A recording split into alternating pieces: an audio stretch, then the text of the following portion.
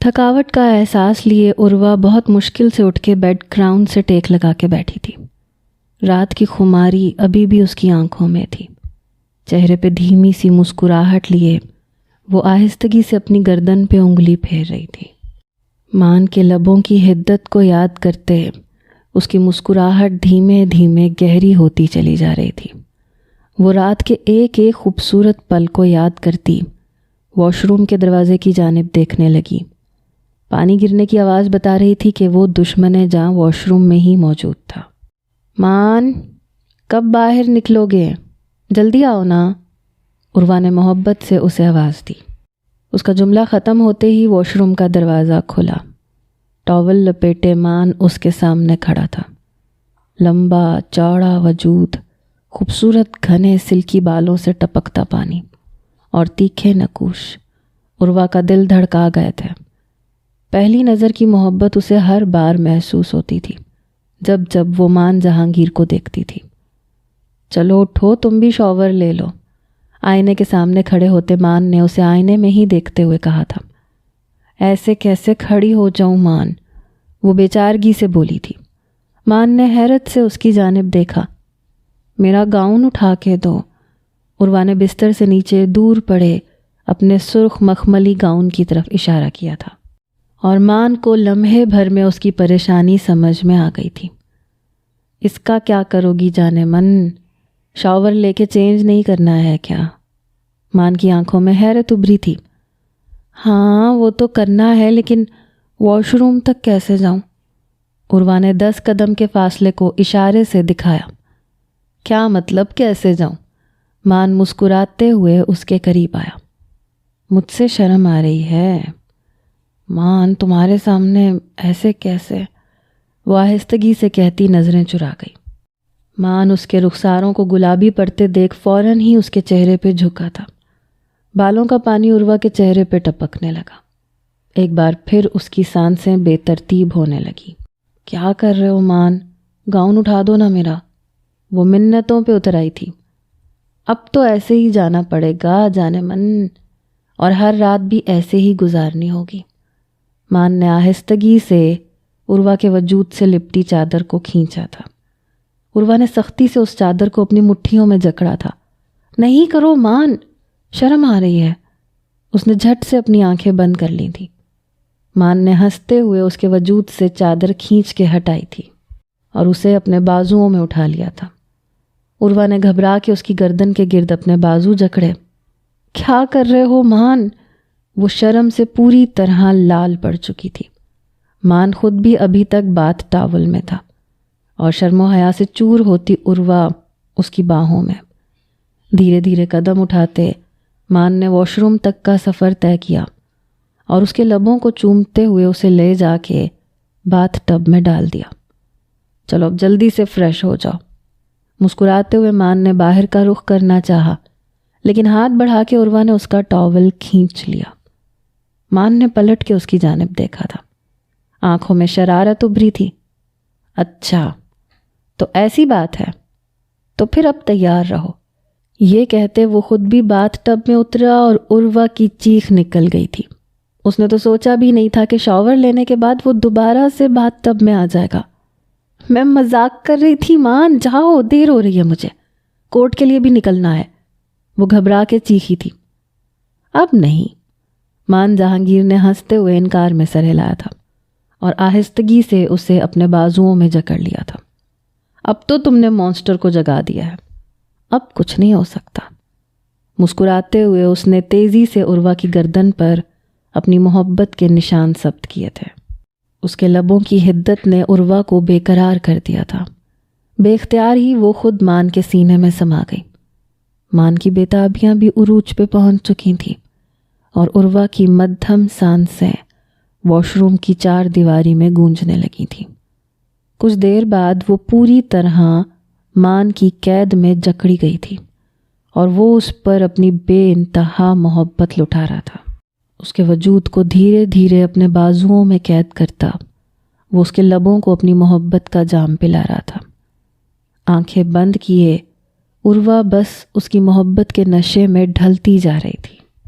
کچھ ہی دیر میں مان جہانگیر نے اپنی ساری بے چینیاں عروہ کو دے دی تھی اور آہستگی سے اسے چھوڑ کر پیچھے ہٹا تھا۔ چلو اب جلدی سے باہر آ جاؤ۔ وہ بات تب سے باہر نکلا اور شاور کے نیچے کھڑا ہو گیا۔ عروہ نے خماری کے عالم میں اس کے خوبصورت وجود کو اپنی آنکھوں میں اتارا تھا۔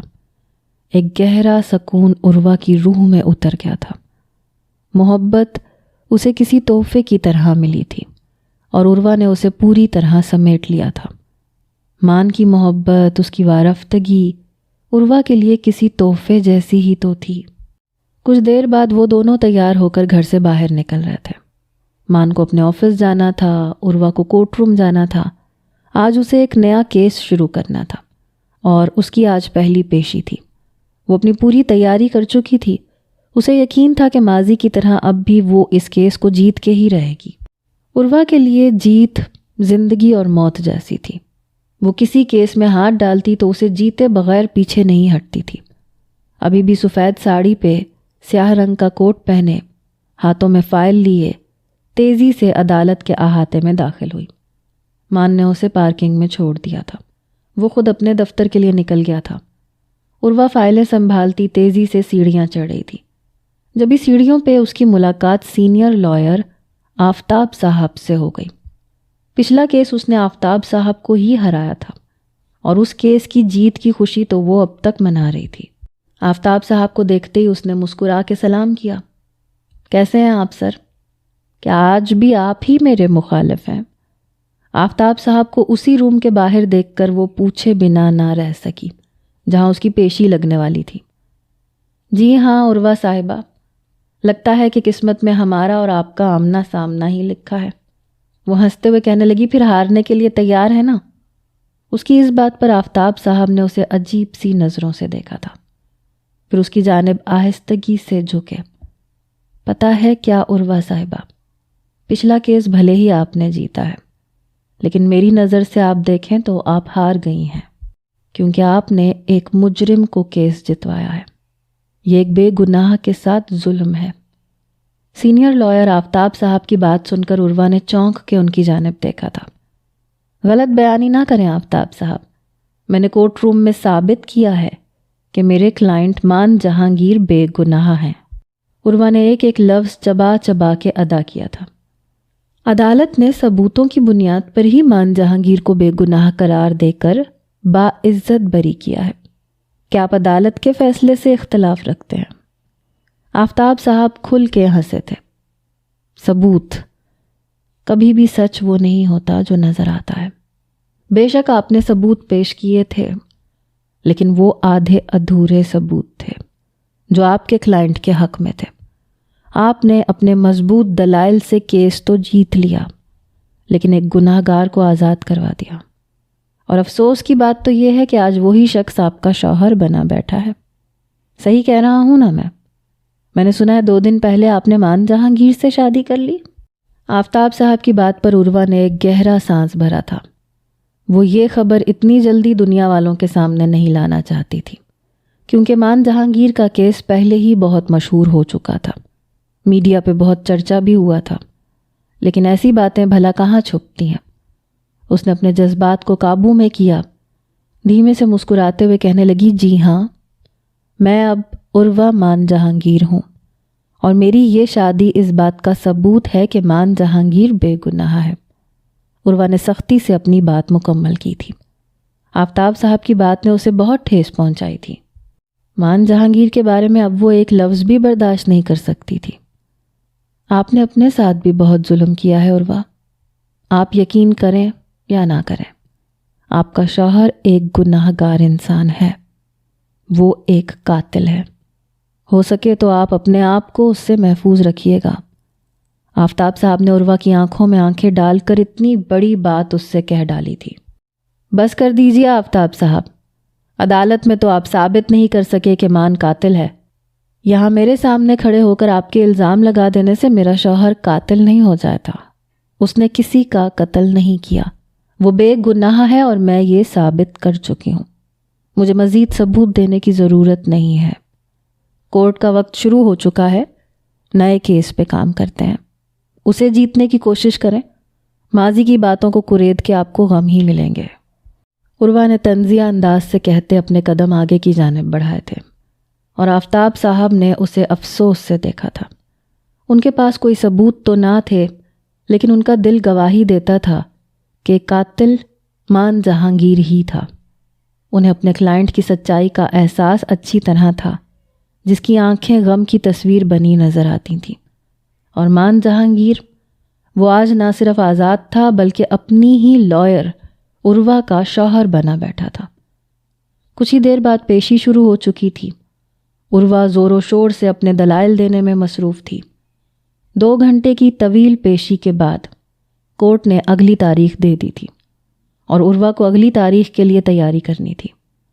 آفتاب صاحب کوئی معمولی وکیل نہیں تھے، ان کا پیشہ ورانہ ریکارڈ اچھا خاصا تھا، اور وہ بہت سینئر بھی تھے، اس لیے عروہ کو ہر طرح سے تیاری کرنی تھی۔ جس طرح اس نے مان جہانگیر کو آفتاب صاحب سے بچایا تھا، اسی طرح اسے اپنے اس کلائنٹ کو بھی سزا سے بچانا تھا۔ عروہ کا ریکارڈ تھا، وہ آج تک کوئی کیس نہیں ہاری تھی۔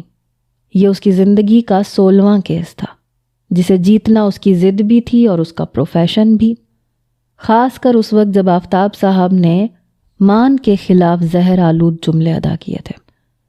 کورٹ روم سے باہر نکلتے اس نے مسکرا کے آفتاب صاحب کو دیکھا تھا۔ امید کرتی ہوں اس بار آپ اور بھی محنت کریں گے۔ ان کے ہاتھ ملاتے جان بوجھ کر انہیں ٹیس کی۔ میں تو صرف اس کیس پہ محنت کروں گا عروہ مان جہانگیر، مگر مجھے لگتا ہے کہ آپ کو ابھی بھی اپنے پچھلے کیس کو کھنگالنا چاہیے، کیونکہ اب وہ آپ کی ذاتی زندگی کا معاملہ بن گیا ہے۔ سخت کھرے لفظوں میں کہتے آفتاب صاحب آگے کی جانب بڑھ گئے، اور عروہ نے سر جھٹکا تھا۔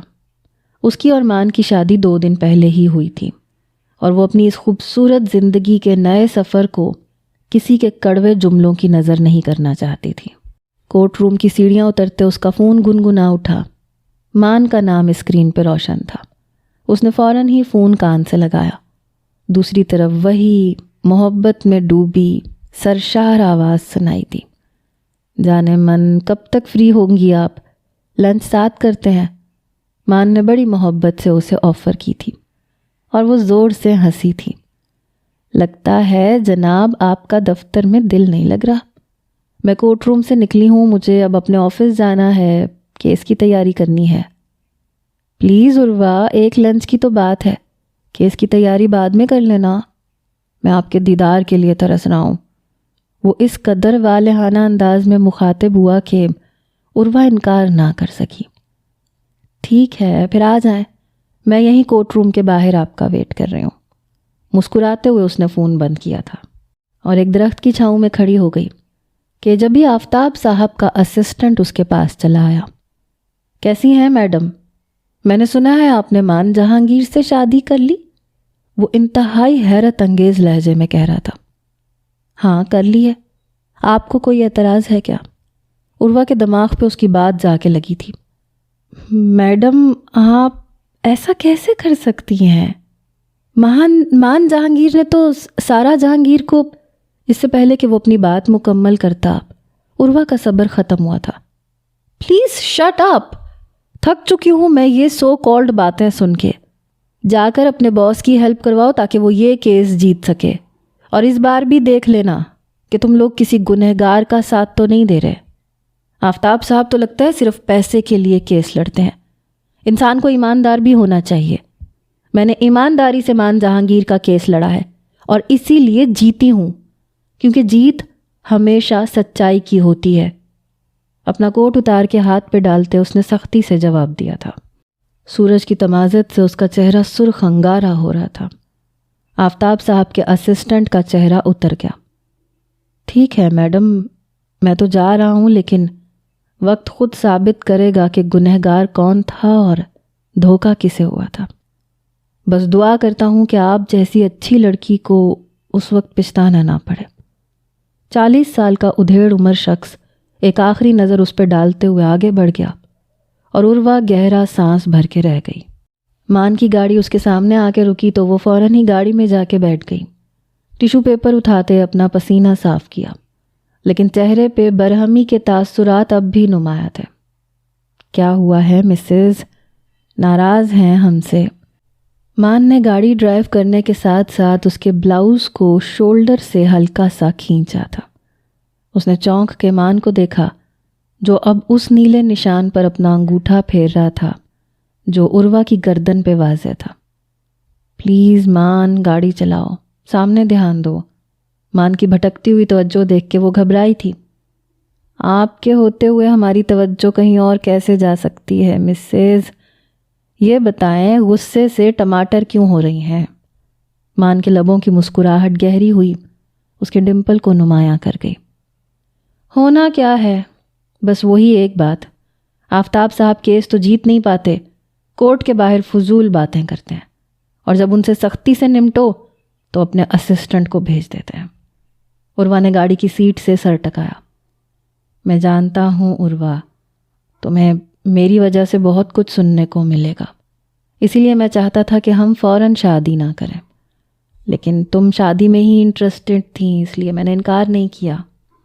لیکن اب دیکھو، تمہیں میری وجہ سے ہر طرف سے باتیں سننے کو مل رہی ہوں گی نا؟ مان کی مسکراہٹ اس کے لبوں سے مٹ گئی تھی، آنکھوں میں اداسی سی نظر آئی۔ پلیز مان، لیٹس چینج دس ٹاپک۔ پتہ ہے عروہ، کبھی کبھی میں خود بھی بہت شرمندہ ہوتا ہوں، کبھی ایسے لگتا ہے کہ دفتر کے لوگ مجھے شک کی نظروں سے دیکھ رہے ہوں۔ میری بیوی کا قتل ہوا، قاتل بھی مجھے ٹھہرایا گیا، میں نے کتنے غم اٹھائے ہیں یہ صرف میں جانتا ہوں، اور ساتھ ہی کس طرح پولیس والوں نے مجھے خوار کروایا ہے، میں نے عدالتوں کے چکر کاٹے ہیں، تم تو گواہ ہو اس بات کی۔ اب میں باعزت بری ہو چکا ہوں، اس کے باوجود بھی نہ جانے کیوں لوگ مجھے جینے نہیں دے رہے۔ وعدہ کرو تم تو کبھی میرا ساتھ نہیں چھوڑو گی نا؟ سارا کے جانے کے بعد اگر تم نہ ملتی تو میں مر جاتا۔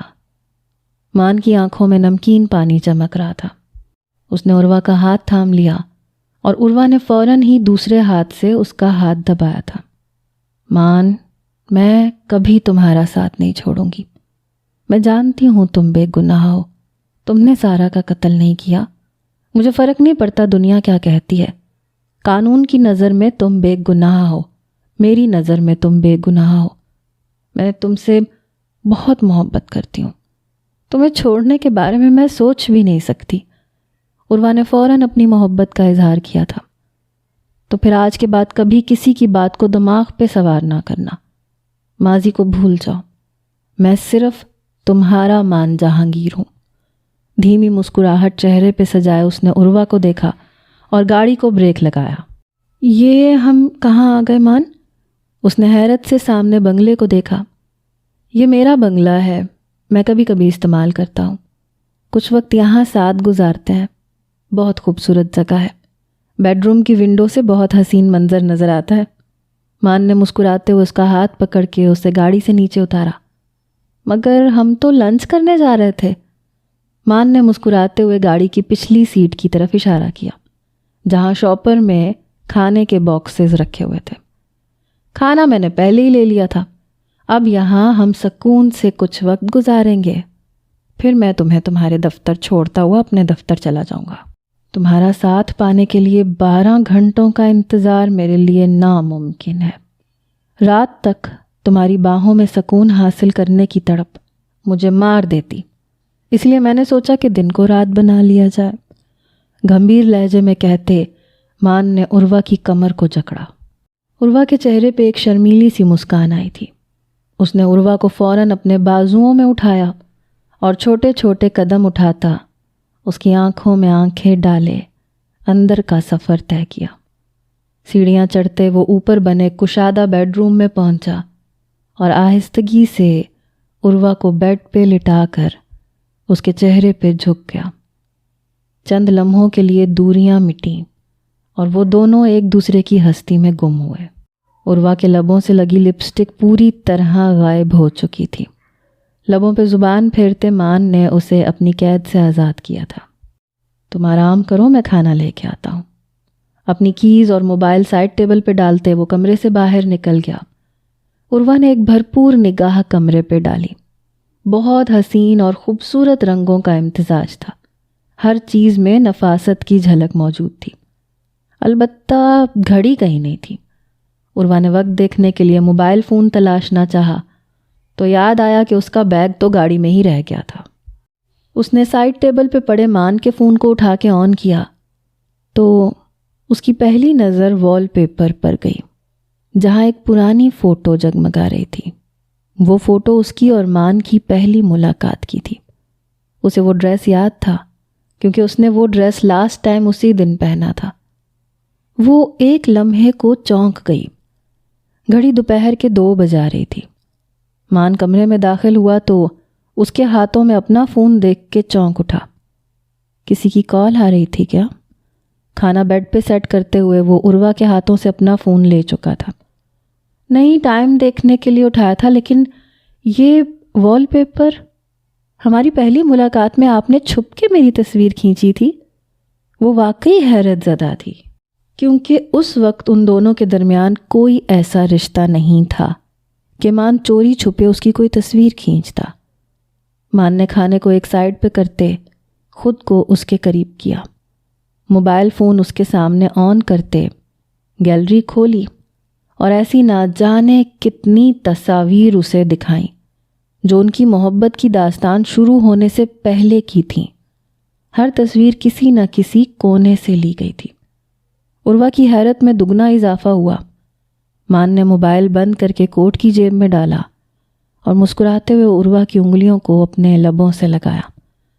میرا ماننا ہے عروہ کہ محبت ہمیشہ پہلی نظر میں ہوتی ہے، اور مجھے تم سے پہلی نظر میں محبت ہو گئی تھی، لیکن اقرار نہیں کر سکا کیونکہ اس وقت میں بطور مجرم تمہارے سامنے موجود تھا۔ مجھ پہ ایک قتل کا داغ تھا۔ ایسے میں اگر میں تم سے اپنی محبت کا اظہار کرتا تو یقیناً تم انکار کر دیتی۔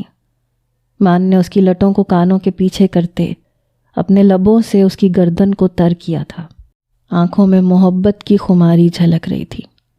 عروہ نے بھی محبت پاش نگاہوں سے اپنے سامنے بیٹھے اپنے شوہر کو دیکھا۔ 3 مہینے پہلے تک وہ شخص اس کے لیے بالکل انجان تھا اور آج اس کے دل کی دھڑکن بن چکا تھا۔ 3 مہینے پہلے شام 7 بجے کے قریب اس کے آفس میں آنے والا یہ شخص اس کے لیے بالکل اجنبی تھا۔ میڈم، مان جہانگیر نام سے کوئی شخص آپ سے ملنے کے لیے آیا ہے۔ اپنے پیون کی آواز پہ وہ چونکی تھی۔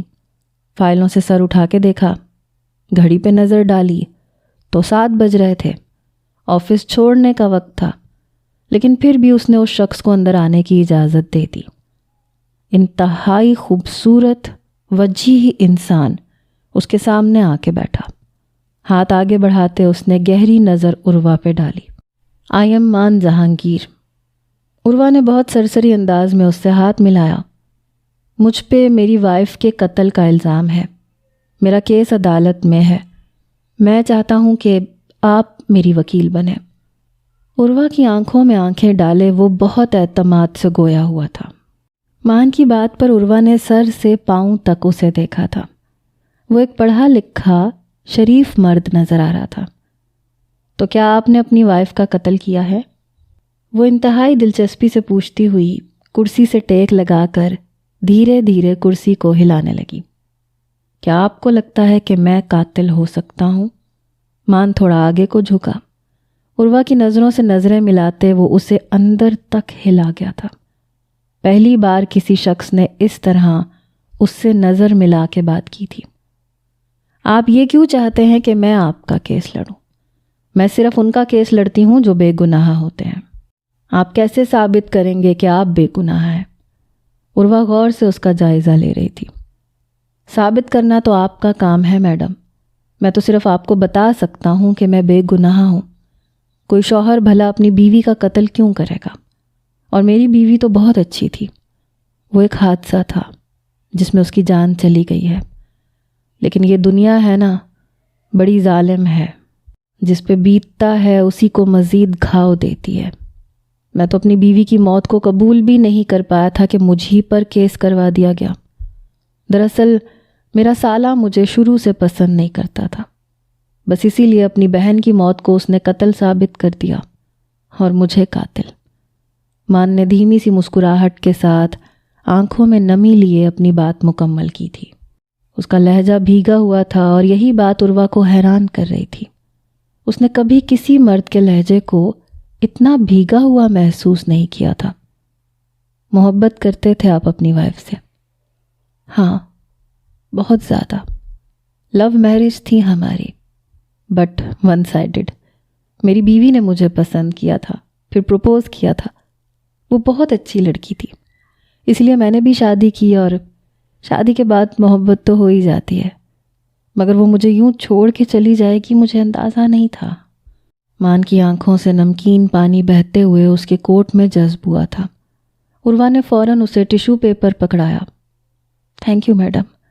مان نے اپنے آپ پہ قابو کیا، ساتھ ہی عروہ کو اس بات کے لیے قائل بھی کیا کہ وہی اس کا کیس لڑے گی۔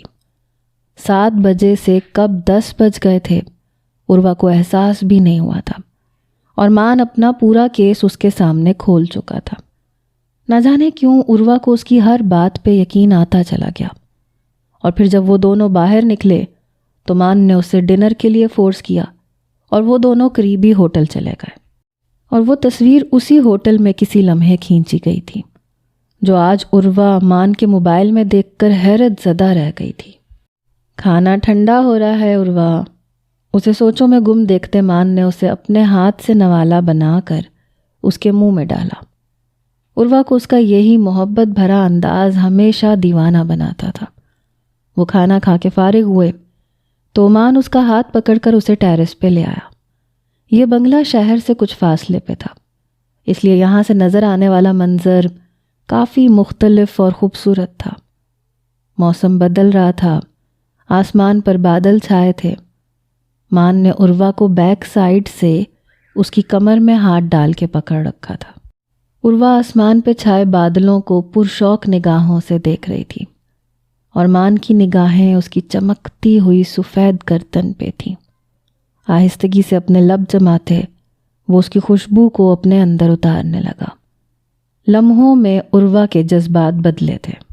گھبرا کے اس نے مان کے ہاتھوں پہ اپنے ہاتھ جما دیے۔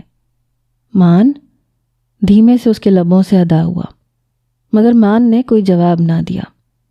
آہستہ آہستہ وہ اس کی گردن پہ سفر طے کر رہا تھا۔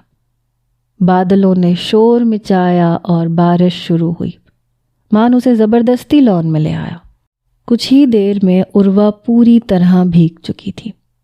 سفید ساڑی اس کے وجود سے چپکتی اس کی خوبصورتی کو واضح کرنے لگی تھی۔ مان تو پہلے ہی اس کی محبت میں بہکا ہوا تھا، مزید اسے اپنی باہوں میں جکڑتے پوری طرح دیوانگی اس پہ لٹانے لگا۔ مان، کوئی دیکھ لے گا، وہ گھبرا رہی تھی، مگر مان نے اس کی ایک نہ سنی۔ اس بڑے سے گارڈن میں بنے پول میں دھکا دیتے وہ خود بھی پول میں اترا۔ اپنی شرٹ اتار کے اس نے پول کے سائیڈ پہ پھینکی۔ بارش میں بھیگتے بالوں کو دونوں ہاتھوں سے پیچھے کی جانب کرتے وہ عروہ کے نزدیک آ گیا، جو پول کے پانی اور اوپر سے پڑنے والی بارش کی وجہ سے اپنے آپ کو سنبھال نہیں پا رہی تھی۔ مان نے ساڑی کے پلو کو کھینچا، ساتھ ہی بلاؤز کی ڈوریوں کو ڈھیلا کیا۔ بارش تیز ہوتی جا رہی تھی۔ عروہ نے آنکھیں بند کر لیں۔ گزرے 2 دنوں میں اسے مان کی بےتابیوں کا اچھی طرح احساس ہو چکا تھا۔ مان نے آہستگی سے اس کی برہنہ کمر پہ اپنی انگلیوں کا لمس چھوڑا تھا۔ دھیرے دھیرے اس کے پیٹ پر اپنی انگلیاں پھیرتے، ناف کو چھوتے وہ ساڑی کی میریوں کو کھینچ چکا تھا۔ عروہ گھبرا کے اس کے سینے میں سمٹی تھی۔